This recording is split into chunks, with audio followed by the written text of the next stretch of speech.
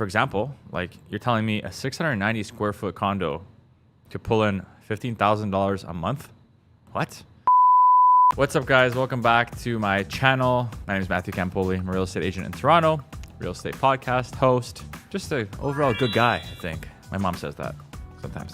But today, we're going to get into niching down and why I specifically niche down into Airbnb and the Airbnb space.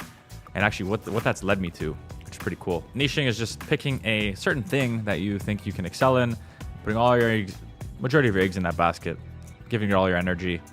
Some people like to just farm an area, for example, where they just pick a certain pocket, maybe 1,200 homes, and they just keep flyering, cold calling, door knocking, hosting events, everything for that pocket to become the expert. That's niched into an area, for example. Some people niche in commercial, some people niche into developments. I, as a 27-year-old, probably third year in the business, kept hearing about the Airbnb thing. Okay, this is like 2018, 2019. I started to see the potential of what you can make on a short-term rental versus a long-term. And I thought to myself, like, holy shit, why aren't people hopping all over this? I mean, there wasn't too much going on in the city of Toronto yet, for example. Like, people were Airbnb units. This is before all the regulations and all that. It's a separate video. For example, like, you're telling me a 690 square foot condo could pull in $15,000 a month?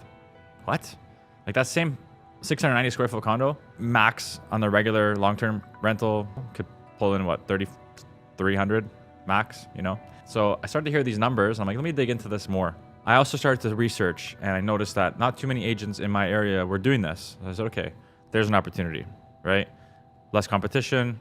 If I could become the guy or one of the early adopters to be the guy for the Airbnb space in Toronto, why the hell not? So I started to team up with property management companies, people who were all in on Airbnb, started to learn the ropes. Toronto specifically, I had to learn which buildings allowed it, which floor plans operated and performed better than others, how to maximize a space in terms of furnishing, using Murphy beds, using pull-out couches.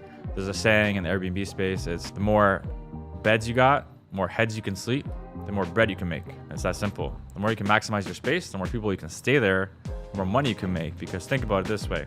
If someone's paying you $600 a night, and that's 6 people staying there, it's $100 each. $600 for you, but $100 for them, which to them is nothing. You know, $100 in the night, cheaper than a hotel. But for the owner, it's $600 in the night. You know, you have 5 of those nights, you're making more than you would have made just 1 month with a regular tenant. So I strapped in, did my research, and started to begin to become the expert in this space. I started by investing in it myself. In 2019, I bought my own first Airbnb in the city of Toronto, a 1+ den, 700 square feet. And then COVID hit. That's a whole other story. But fast forward to today, I do months where I'm making $15,000 a month, $12,000, $13,000. There are certain regulations with the city of Toronto. I can make a whole other video on that. Or if you have any questions, just reach out. But all in all, my unit grossed $89,000 in 1 year. It's small, but the power of Airbnb is absolutely insane. Turned into a $30K profit for the year in terms of cash flow net, which is crazy. But I started to become the guy. And what I noticed with the power of niching is that as I began to show my wins, and that's another trick and tip is, you know, you got to walk the walk. Many agents out there who maybe claim they work with investors, but they don't invest in real estate themselves. Yeah, you can know the basis, you know how to run pro formas, you know how to analyze properties, but the true essence and how to help people comes from experience. And I was able to show all my clients my numbers, real-time numbers, and obviously they trusted that. So I started to pick up all these different investor clients to start buying properties in the city of Toronto, and I started to post more and more about it. And now it's come to a point where everybody's reaching out for me for Airbnb, whether it's Toronto, whether it's Florida, whether it's Airbnb in general.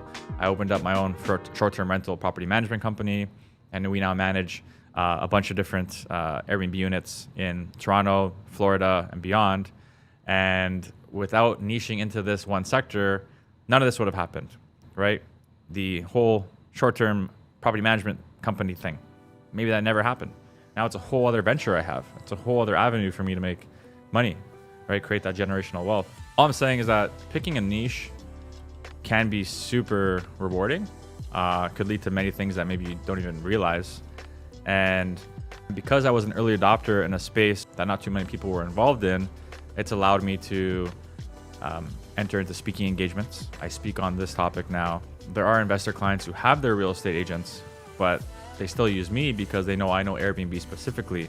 I've been able to separate myself completely from the other 70,000 agents in Ontario, for example. Like, don't get me wrong, there are a ton of agents who know Airbnb just like I do, but the way I've been able to promote it as my niche has allowed people to feel comfortable and trusting and reaching out.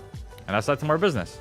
And it could lead to me potentially mentoring people. It could lead to so many different avenues of things. So the power of niching is super important. I had no knowledge of Airbnb before I got into it. I just decided to buckle down and really learn as fast as I can. Quickest way to learn is to get into it yourself. Now I have one in Florida as well, which is fun and doing amazing. And I'm helping so many different people, real estate agents included, invest in the Florida market and to the Airbnb space. I bought mine in Fort Lauderdale. We themed it. We called it Villa Bhutan. So I could do a whole other video. I'm actually gonna post like vlog style stuff on this channel too, where you can see me buying my home in Florida, designing it, furnishing it, start to finish. And I can show you some of the real-time numbers we're pulling in now. I can show you guys my condo in Toronto. So I can do all these things for future videos. If you guys want these types of videos, please leave a comment, like this video. Let me know if you want to see these. I will show you guys. I will show you guys the numbers. I'll show you it all. To summarize it all, if you're starting out in real estate, try to niche into something, find what you're really good in, niche it, and market the shit out of it. Because you want to be the go-to guy or girl in that niche so that people feel that they have to reach out to you and only you when they think about that topic.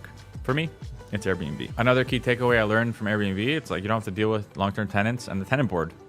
I was like, okay, I can actually use my property and have a tenant at the same time. Like, I'm able to have that flexibility. So it just seemed like a no-brainer to me. It was exciting. I was excited by it. And if you're trying to look for your niche out there, get into something that excites you. And that's what I did. And that's one of the main things I tell my clients is like, you can use your house still. You don't have to worry about a tenant that's not paying you and potentially might take you 6 months to kick them out because the way things are so backed up right now, especially in Ontario, tenants have a lot of rights over landlords, and you can avoid that. Don't get me wrong, there are and can be negatives with Airbnb too. So it's not the be all end all. I will say that right now, but there are so many good and positives that come out of it, which then allowed me to be like, you know what, I believe in this. So I'm going to learn all about it and I'm going to preach it and I'm going to practice what I preach. That's pretty much why I dove right into Airbnb. A lot of things I do, I don't know where it's going to take me or how, or if it's going to work. I feel like I call myself like a delusional optimist where I just like kind of think everything's going to work out in my favor all the time, which is not the case, obviously. But this was just one of those where I'm like, you know what, screw it. Let's try it. What's the worst that can happen? And now I have a property management company. Now I own 2 of them on my own. Now I'm helping a ton of people get into their own Airbnb investment properties. It's led me to a way more real estate deals that have come through that would never have existed before. So it's one of those, just an example. It's one of those things that just worked because I decided to niche down in it and focus on it, put all my efforts into it, and here we are. So if you guys liked what you heard today, please subscribe to this channel, share with your friends that would find value in this. Leave a comment below. I answer all the comments. Thank you guys so much for tuning in. I hope you've been enjoying this channel so far, and we'll see you at the next video.